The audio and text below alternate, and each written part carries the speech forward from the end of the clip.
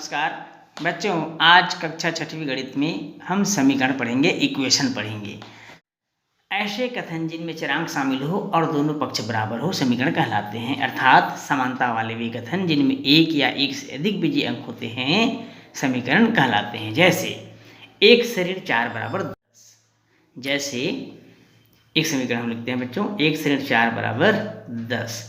अब यहाँ बराबर के पहले एक पक्ष है, बराबर के बाद दूसरा पक्ष है बच्चों। तो बराबर के पहले वाले जो है बाईं ओर के समस्त चर और अचर पदों को हम समीकरण का बायां पक्ष कहेंगे, जबकि बराबर के बाद वाले को हम कहेंगे समीकरण का दायां पक्ष। तो समीकरण में दो पक्ष होते हैं बच्चों, बराबर से पहले बायां पक्ष होता है, बराबर के बाद दायां पक्ष होता है। तो आइए बच्चों कुछ समीकरण हम देखते हैं जिसमें आपको बायां पक्ष और दायां पक्ष को पहचान करके बताना है। प्रश्न है बच्चों, निम्नलिखित समीकरणों का बायां व दायां पक्ष बताइए।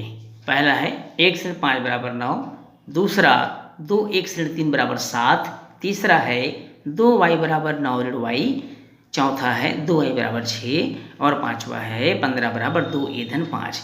आपको बायां पक्ष और दायां पक्ष बताना है। बहुत सरल है बच्चों, वैसे आप समझ गए होंगे सबके आंसर को। चलिए देखते हैं। पहला है 1 से 5 बराबर 9। अब बराबर से पहले वाला बायां पक्ष हो जाएगा, बराबर के बाद वाला दायां पक्ष हो जाएगा। आपको इसको इस प्रकार लिखना है बच्चों, बायां पक्ष बराबर 1 से 5 और दायां पक्ष बराबर हो जाएगा 9।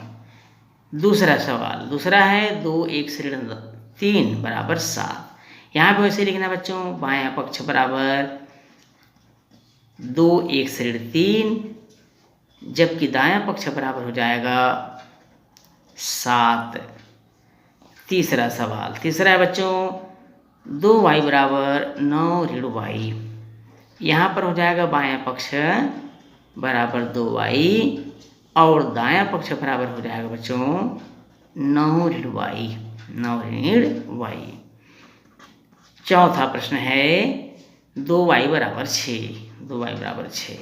अब यहाँ पर हो जाएगा बायां पक्ष आपका 2y और दायां पक्ष हो जाएगा बच्चों, दायां पक्ष बराबर हो जाएगा 6। इसमें पांचवा सवाल है, पांचवा प्रश्न 15 बराबर 2a धन 5। अर्थात बायां पक्ष हो जाएगा यहाँ पर, बायां पक्ष बराबर 15 हो जाएगा बच्चों, और जबकि दायां पक्ष हो जाएगा, दायां पक्ष बराबर 2a धन 5। बहुत सरल है। बराबर के पहले वाले पक्ष को बायां पक्ष कहते हैं। जो भी चर है अचर है जितने भी पद हैं सभी बायां पक्ष कहलाएंगे, और बराबर के बाद वाले समस्त चर और अचर पद दायां पक्ष कहलाते हैं। आइए बच्चों देखते हैं अगला प्रश्न। प्रश्न है बच्चों, किसी निम्नलिखित कथनों में अज्ञात संख्या y का प्रयोग करके समीकरण में बदलिए। पहला है किसी संख्या के दुगने में से 3 कम करने पर 17 आता है। दूसरा किसी संख्या का छठा भाग 7 है। तीसरा किसी संख्या एवं 5 का अंतर 8 है। और चौथा है किसी संख्या में 7 का गुणा कर y घटाने से 9 बचता है। तो चलिए चलते हैं बच्चों पहले प्रश्न की ओर। और पहला है किसी संख्या के दुगने में से 3 कम करने पर 17 आता है। बच्चों यहाँ पर वह संख्या हमको मानना पड़ेगा, और माना कि पहला सवाल हम बना रहे हैं, माना कि संख्या y है, क्योंकि यहाँ पर y का प्रयोग करके आपको समीकरण बनाना है, ऐसा प्रश्न में लिखा है। तो संख्या आपको क्या मानना पड़ेगा, y मानना पड़ेगा। माना कि संख्या क्या है, y है। y का दुगना, y का दुगना अर्थात कितना हो जाएगा बच्चों, अर्थात 2y होगा। अब प्रश्न में बोलता क्या है, प्रश्न में कहता है कि दुगने में, किसी संख्या के दुगने में 3 कम कर दें। कम करने मतलब ऋण हो जाएगा, कम करने पर 17 आता है। और ये हमारा आंसर है, क्योंकि हमको समीकरण बनाना है। समीकरण को हल नहीं करना है बच्चों, ध्यान रखिए, आपको समीकरण बनाना है। दूसरा है किसी संख्या का छठा भाग 7 है। तो यहाँ भी आपको वही संख्या मानना पड़ेगा। माना कि संख्या y है, क्योंकि प्रश्न में कहा गया है कि y का आपको प्रयोग करना है। माना कि संख्या y है। अब संख्या का छठा भाग, संख्या का छठा भाग अर्थात हो जाएगा y/6 हो जाएगी। छठा भाग मतलब y/6। अब प्रश्न से, अब क्या बोलता है प्रश्न में कि संख्या का छठा भाग 7 है, अर्थात y/6 बराबर 7, y/6 बराबर 7। ये हमारा आंसर हो जाएगा। तीसरा है इसी में बच्चों, तीसरा प्रश्न है किसी संख्या एवं 5 का अंतर 8 है। यहाँ भी आपको संख्या मानना होगा। माना कि संख्या y है, माना की संख्या y है प्रश्न से। अब इसमें बोलता है प्रश्न में 5 का अंतर अर्थात किसी संख्या में एवं 5 का अंतर y ऋण 5 बराबर हो जाएगा 8। ये आपका आंसर हो जाएगा। अब आते हैं चौथा और अंतिम प्रश्न। किसी संख्या में 7 का गुणा कर 5 घटाने से 9 बचता है। यहाँ भी आपको संख्या मानना पड़ेगा बच्चों। माना कि संख्या y है, इस तरह से हम मान लेते हैं, माना कि संख्या y है। अब प्रश्न में बोलता है कि किसी संख्या में 7 का गुणा करने पर 7y हो जाएगा। 7y 5 घटाने पर -5 9 बचता है बराबर 9, अर्थात 7y ऋण 5 बराबर 9। ये हमारा आंसर होगा। तो इस तरह से हम समीकरण बना सकते हैं। ये तो था बच्चों दिए गए कथन से समीकरण बनाना।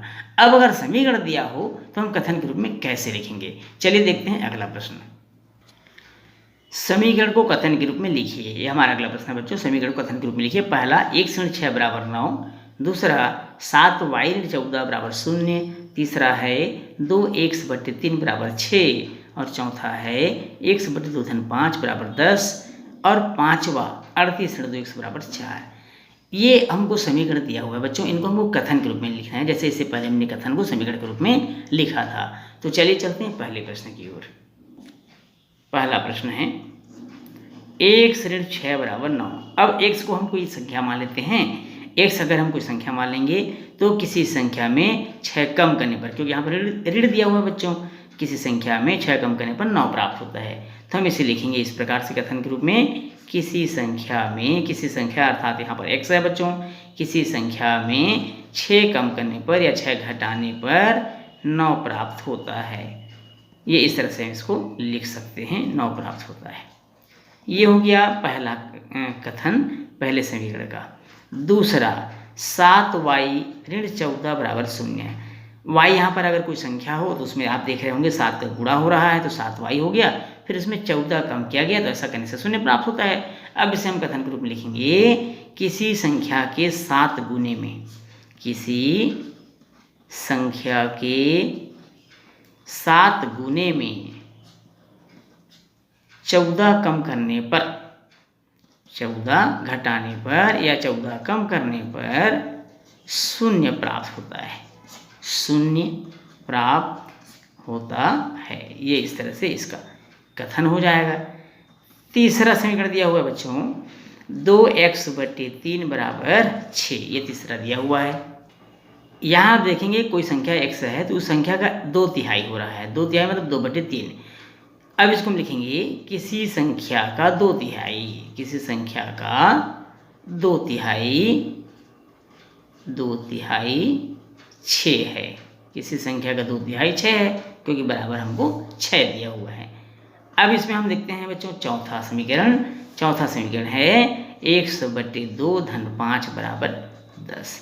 अब मान लो कोई संख्या x है, उसका बट्टे तो मतलब आधा, तो हम इसे लिखेंगे कथन के रूप में, किसी संख्या के आधे में, किसी संख्या के आधे में 5 जोड़ने पर, कितना जोड़ने पर बच्चों, 5 जोड़ने पर 10 प्राप्त होता है। ये इस तरह से हम इसको लिख सकते हैं, किसी संख्या आधे में 5 जोड़ने पर हमको 10 प्राप्त होता है। पांचवा इसी में दिया हुआ है बच्चों, पांचवा 38 ऋण 2x बराबर 4, अर्थात किसी संख्या का दुगुना 2x, किसी संख्या का दुगुना। हम इसे लिखेंगे 38 में, संख्या 38 में किसी संख्या के दुगने को, किसी संख्या का दुगना या के दुगने, किसी संख्या के दुगने को कम करने पर, क्या करने पर बच्चों, कम करने पर 4 प्राप्त होता है। कितना मिलता है भाई, 4 मिलता है। तो किसी संख्या 38, कोई संख्या 38 है, 38 में किसी संख्या के दुगने को हम कम कर दें तो हमको मिलता है 4। इस तरह से हम दिए गए समीकरण को कथन के रूप में लिख सकते हैं, व्यक्त कर सकते हैं। बच्चों इस प्रश्न के साथ ही आज क्लास में ही समाप्त करते हैं। उम्मीद है आप सबको यह पाठ बहुत अच्छे से समझ में आया होगा। बच्चों आपसे फिर मिलेंगे हम अगले भाग में, तब तक के लिए नमस्कार।